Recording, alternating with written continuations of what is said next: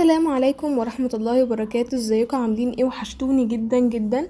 قبل ما نبدأ فيديو النهاردة ما تنسوش تنزلوا تشتركوا في القناة وتفعلوا الجرس وتوصلوا الفيديو ده لأكبر عدد من اللايكات. الفيديو ده يا جماعة انتوا طلبتوه مني كتير جدا امبارح في اللايف. فقلت انا وعدتكم ان انا هعمله لكم قريب، فانا بعمله لكم دلوقتي. فكرة اللايف الفيديو يا جماعة بتاعت النهاردة هو ازاي اعمل بث مباشر. اول حاجة يا جماعة بدوس على علامة الزائد اللي من تحت دي اللي جنب كلمة الاشتراكات، بدوس عليها. تمام. وبعد كده بدوس على بدأت قناة سارة تيوب بث مباشر، وبعمل مثلا اعمل اي اسم على اللايف كده. العنوان بتكتبوا العنوان اللي انتوا عايزينه. انا هكتب مثلا لايف تجريبي عشان الناس تعرف. ومستوى العرض لازم يكون علني مش غير مدرج زي ما انتم شايفين كده. واختيار الجمهور لازم يكون لا الفيديو ليس مخصص للأطفال. تمام. لو انا عايزة يا جماعة بث مباشر مشترك، بيبقى فيه البث المباشر المشترك ده بيبقى فيه لينك كده بيجيبوهولي قبل ما ادوس بدء البث المباشر. بيجيب لي لينك كده، انا ممكن اعمل نسخ لللينك ده وابعته لاي شخص انا عايزاه، اعمل له شير وابعت له اللينك ده. ولو هو دخل على اللينك ده هيكون طالع معايا بالصوت والكاميرا على اللايف زي ما انا فاتحه اللايف بتاعي. فلو انا عايزاه باللايف المشترك ده لاي حد ينفع ان هو يدخل معايا بفعله كده. مش عايزه ما بفعلوش. تمام.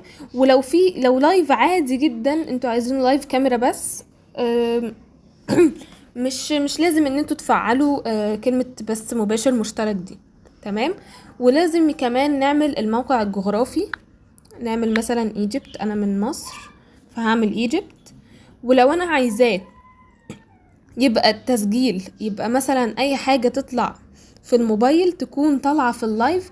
يعني مثلا اجيب اللايف من على اليوتيوب، اجيب اللايف من على اليوتيوب عادي، وهفتح الشات وهلاقي كل الكومنتات بتاعت الناس اللي في اللايف طالعالي في اللايف، ويبقى صورة الشات من تحت كده وصورة الموبايل بتاعتي من فوق.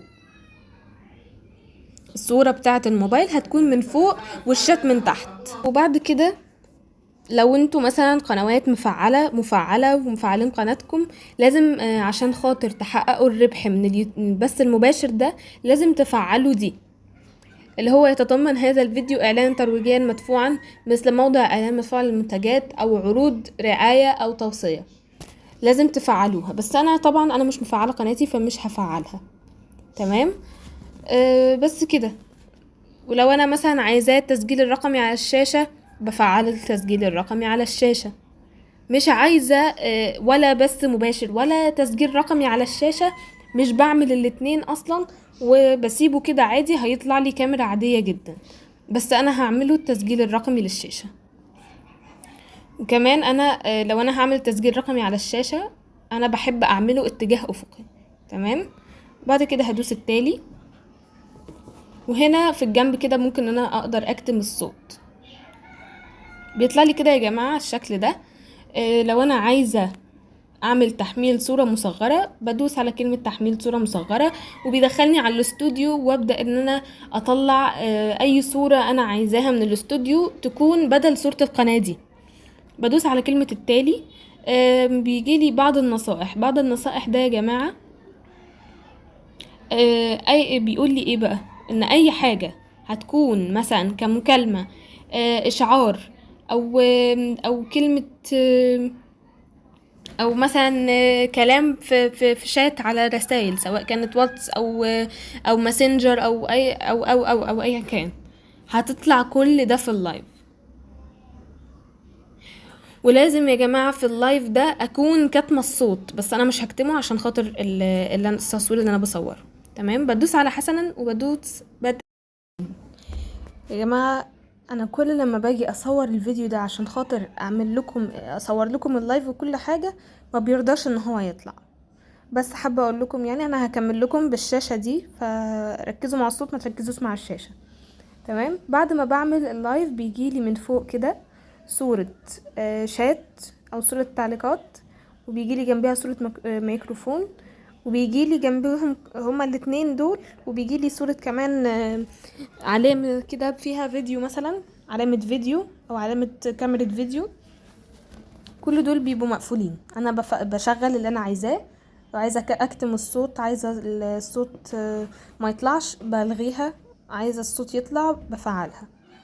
والتعليقات لازم اكون مفعلاها عشان التعليقات عندي تظهر. تمام.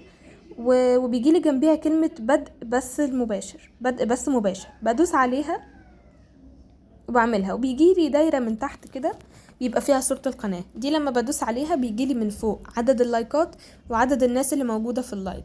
بيعرفني عدد الناس اللي موجودة قد ايه وعدد اللايكات قد ايه.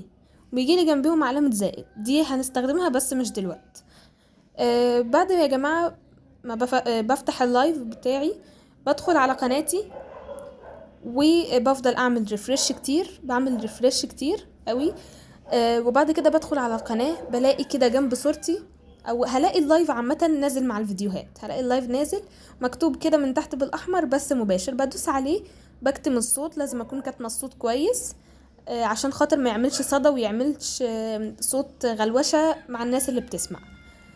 بفتح الشات يا جماعة عادي، وبيجيلي فوق كده في الشات بيجيلي علامة اكس، وجنبيها علامة اعدادات، وجنبيها علامة مقص. بدوس على علامة الاعدادات دي، بنعمل بيها ايه يا جماعة؟ بيجيلي المحادثة المباشرة. لازم اكون مفعلة المحادثة المباشرة، لازم اكون عاملاها، عشان لو مش مفعلاها اي حد هيكتب اي حاجة مش هتظهر. فلازم اكون مفعلاها. وتحتيها للناس اللي بتسأل انا عاملة ازاي وضع المشتركين، وازاي الناس اللي تدخل عندي لازم يكونوا مشتركين عشان خاطر ان هم يقدروا يكتبوا اي حاجة في اللايف. من تحتيها كده في وضع المشاركين، امشوا معايا خطوة خطوة يا جماعة واعملوا. هتلاقوا وضع المشاركين، انا بدخل عليها، بتبقى مكتوبة اي مستخدم، انا بدخل عليها وبعملها المشتركون، وبعد كده بطلع.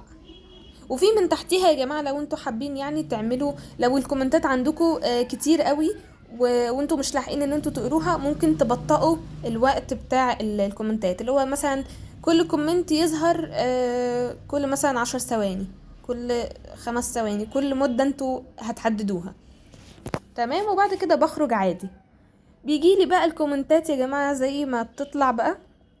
لو الناس كتبت، انا في حد دخل كتب لي بس الفيديو وقف لغاية هنا. تمام. بدوس عليه، مثلا لو انا عايزة اديله اشراف بدوس اضافة كمشرف. بيجي لي مشرف اداري ولا مشرف عادي، انتوا اختاروا اللي انتوا حابينه. بس انا عامة لحد انتي واثقة فيه ومتأكدة منه ممكن تديله مشرف اداري عادي، يبقى مدير قناتك. لو ناس عادية داخلة معاكي اديلهم مشرف عادي مش مشرف اداري. خلاص. وممكن تدوسي كمان لو انت حابة ان انت تعملي لحد استبعاد، بتدوسي على كلمة استبعاد شخص مؤقتا دي. بيجيلك مثلا 10 ثواني، دقيقة، 5 دقايق، 10 دقايق، نص ساعة، 24 ساعة. انتوا بتحددوا اللي انتوا عايزينه. بتحددوا استبعاد ده يا جماعة يعني ايه؟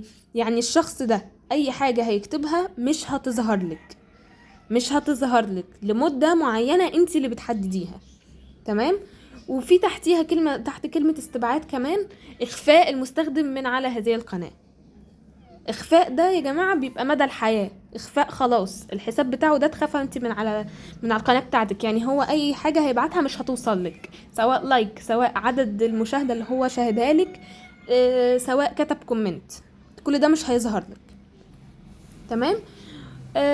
ده يا جماعة اللايف اللي هو بيكون عادي على الموبايل، او بيعمل سكرين للموبايل، اي حاجة تطلع في الموبايل بتكون موجودة في اللايف. لكن اللايفات العادية دي يا جماعة لايفات سهلة جدا. انتوا مثلا لو انتوا عايزين اللايف عادي كاميرا بس مش مشترك ولا اللايف ده، بتعملوا الحاجات بس ما بتعملوش بس مباشر مشترك، ولا بتعملوا التسجيل الرقمي للشاشة، مش بتفعلوا الحاجات دي. وبعد كده بتدوسوا بقى التالي والحاجات دي وتكملوا الخطوات معاه لغاية لما يفتح معاكم اللايف. لو انتوا لايف عادي وعايزين تعملوا وضع المشتركين ده، بيجيلكم من تحت كده على ايديكم اليمين من تحت خالص، بتدوسوا على على كلمة،